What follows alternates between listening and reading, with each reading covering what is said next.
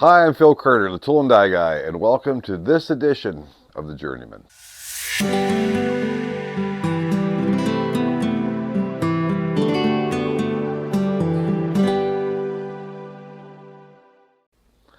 So, this particular episode is going to be what I would call a special edition. And I guess from now on, when I say it's a special edition, we're going to go on a little bit different path than the normal chip making and blueprint reading and all the other stuff I do as the Tool and Die Guy. Because if you've ever watched any of my stuff or been to my this channel or my website, I'm a big history buff. Love history, especially anything to do with manufacturing and a little bit of architecture. I love big buildings, old buildings. But I promised you, in one of my first chapters I showed you a picture of this G.C. Murphy building here in Erie, Pennsylvania. Well, several years ago, I was handed the original blueprints to that building from 1949. And I've been dying to show these off for a while. So we'll be back this week with more Tool and Die Guy stuff, what's in my toolbox, some good lessons. But I had to get this one off my chest because I'm, again, anxious to share these with you and see what you think.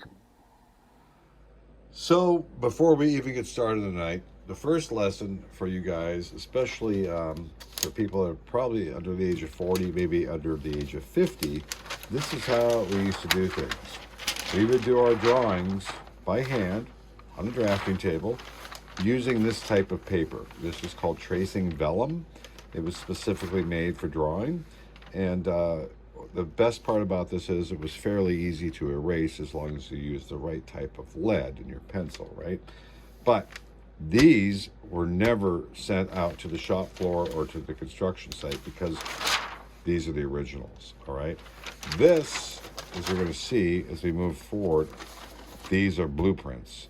And blueprints are made from the original tracings by a very cool machine, a blueprint machine, where you would tear off a piece of blueprint paper, the same size as the original, and you'd run it through this machine under an ultraviolet light with ammonia, all right, and then pull this paper out and run the blueprint paper back through again under the ultraviolet light, and you would get a blueprint. These stayed in the office. These never touched the construction site or the shop floor. These are the originals. If you messed up one out in the shop floor, you spilled coffee on it, ripped it, you just went back to the office and said, run me another blueprint. Unlike today, right, we just plot another plot off from AutoCAD or whatever software you're using. So these are the real deal. So that being said, what I have here is a set of blueprints for a G.C. Murphy store from 1949. The first two pages are a little rough. These are old, okay? But I just wanted you to see this index of equipment required and the printing that was done here. It's so good. I don't know if this guy used a template. February 10th, 1949. But this was the equipment list. And the alphabetical list of equipment list. I guess they omitted a few objects. And just some, probably a bill of materials here. Somebody took the time to typewrite on that one, amazing. But now we go into the details of this store, and the drawings get a little bit better as we go on. This is the standard counter, G1, what's it say? G1 counter.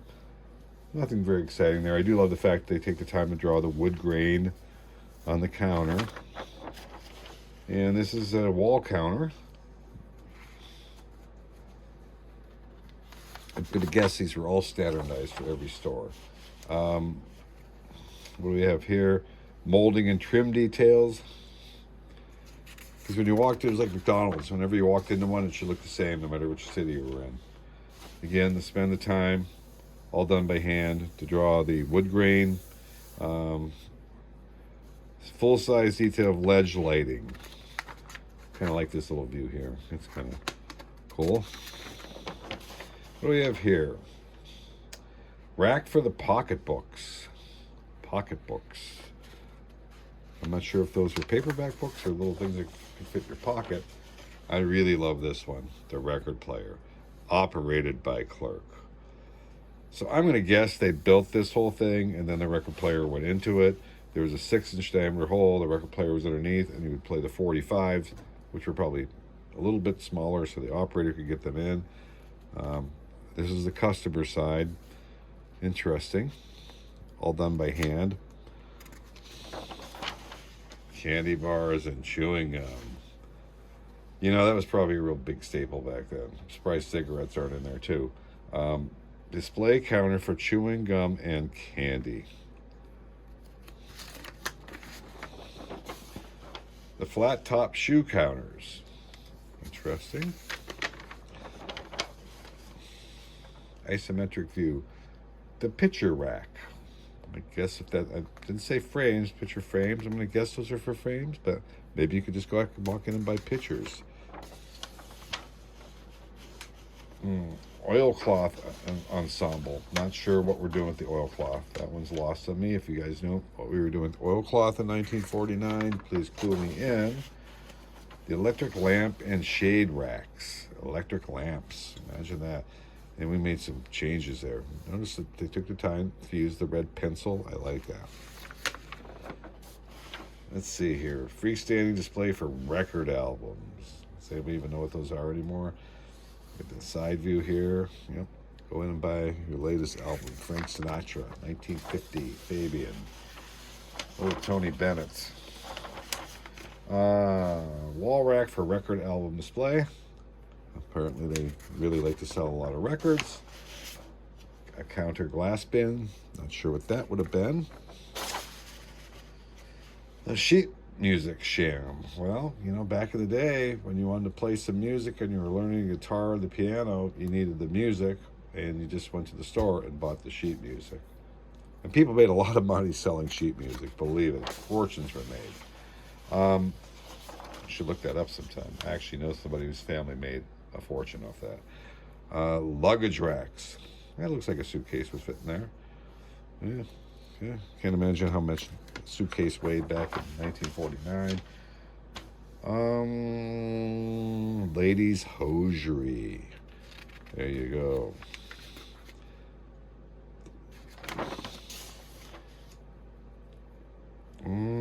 Doesn't say what this one is. Oh, I can't read it. Window dividers, it looks like. The millinery bar. Well, if you wanted some millineries, I guess that's the bar you'd go to.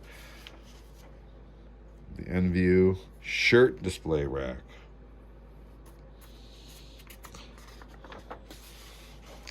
Men's hosiery displayers.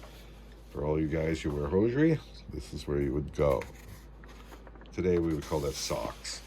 The purse rack. Yeah, the purse rack. Women have spent millions and billions of dollars at the purse rack. Portion of plain view for the purse room. Purse room using prefabricated racks. So, yeah, purses are a big thing 70 years ago. Comic book rack. Now this is where you'd find me. This is where I get most of my information from. Archie and Jughead. Can't beat those two.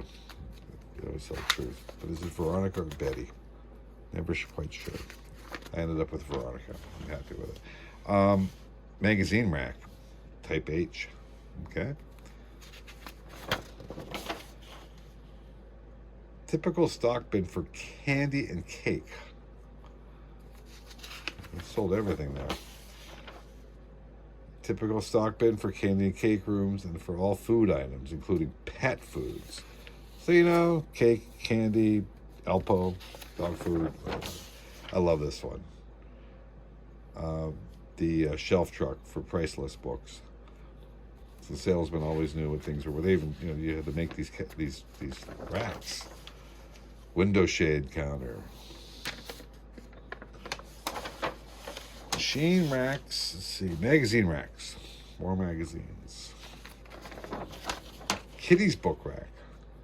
Another good place you might find me. Oh, magazine rack, island type. So this would be standing by its own in the middle of the store somewhere.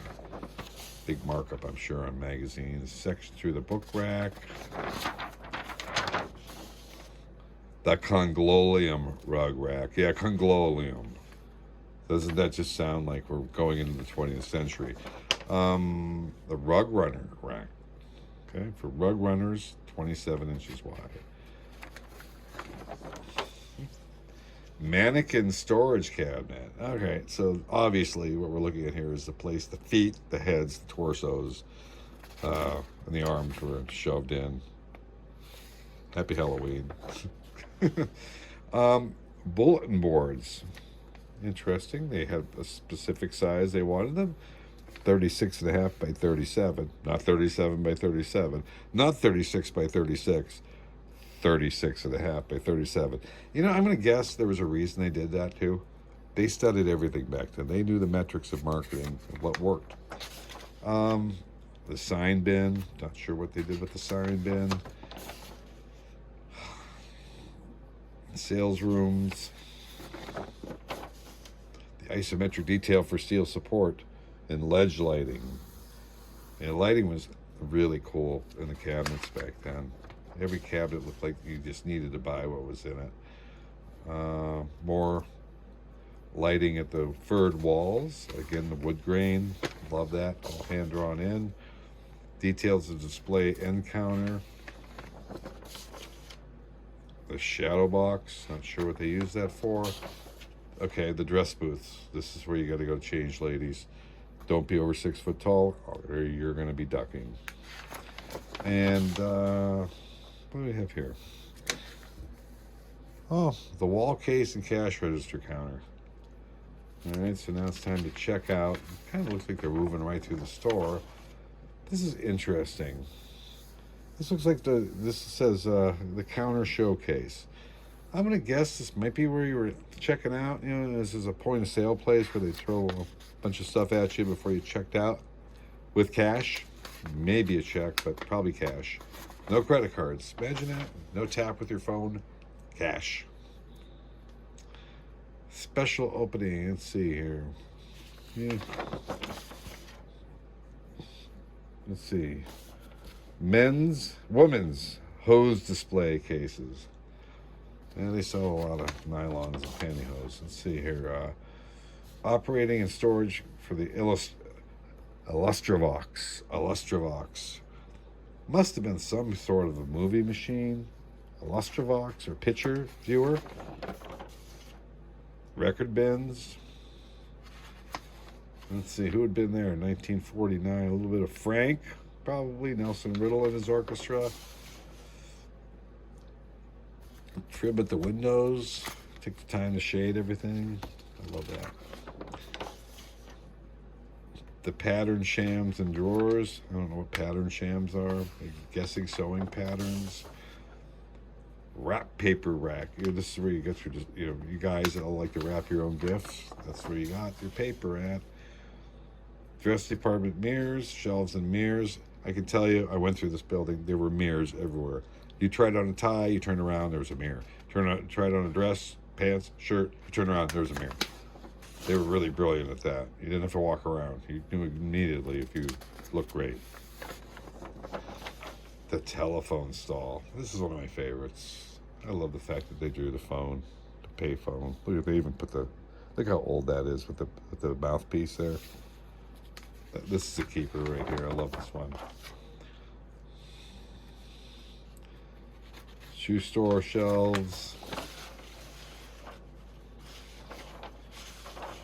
Overhead electrical racks. That's it. I hope you like that. Beautiful set of drawings. Piece of Americana right there. So I hope you enjoyed that. And I do want to say it's time for these to go. So they don't belong, as much as I love my history in my studio here. There's too many of them for me to display. I ran a couple of digital copies of a few I really like, but these belong in an architect's office, a builder, a contractor. So if you know of anybody that would be interested in these, have them contact me. My contact information's everywhere. Just go to my website. And I'd like to make sure these end up in a good home. They belong in a good home.